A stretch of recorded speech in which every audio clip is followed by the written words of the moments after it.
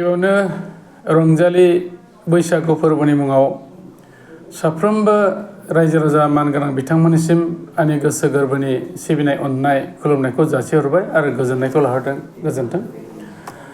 रंजालि बैसागु फोरबो आरो बे फोरबोआ जोंनि आजौनिफ्राय सोलिबोनाय मोनसे बे फोरबो आरो बेयो जोंनि माहारिजों सोमोन्दो थानाय मोनसे एंगारनो हायै फोरबो।